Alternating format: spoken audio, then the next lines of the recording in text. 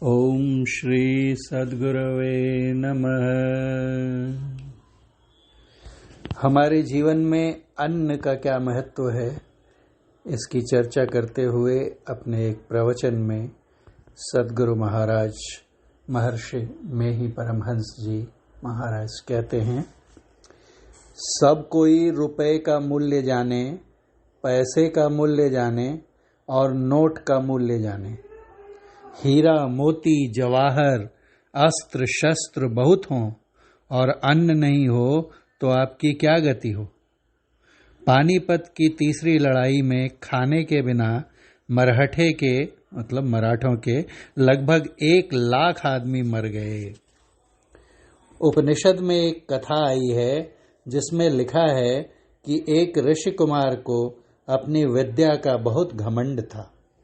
एक दिन ऋषि ने अपने कुमार को बुलाकर पूछा, वत्स, तू ऐसी विद्या जानता है जिसके बिना अन्य सभी विद्याएं फीकी पड़ जाती हैं?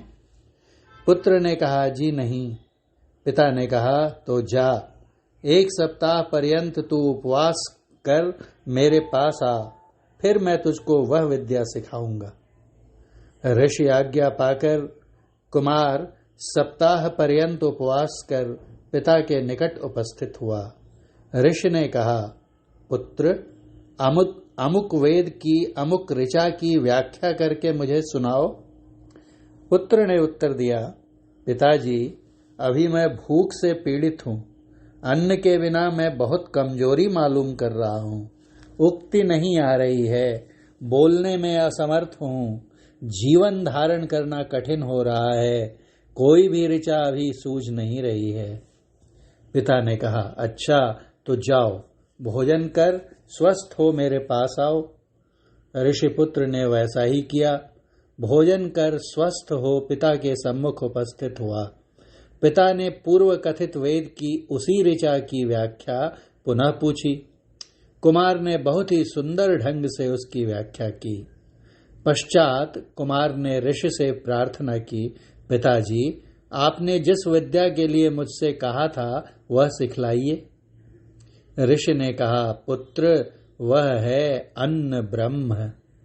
जब तक तुम्हारे पेट में अन्न नहीं था तब तक तुम सारी विद्या भूल से गए थे, और पेट में अन्न ब्रह्म के पहुंचते ही तुम्हें सारी विद्या की स्मृति हो आई। इसलिए कृषि कर्म आवश्यक है।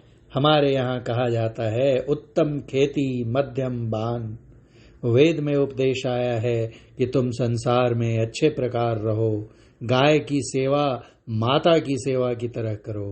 हम लोग मिलकर रहें, गौ सेवा करें और खेती करें, गौ पालन करें और एक मेल से नहीं रहें तो ठीक नहीं।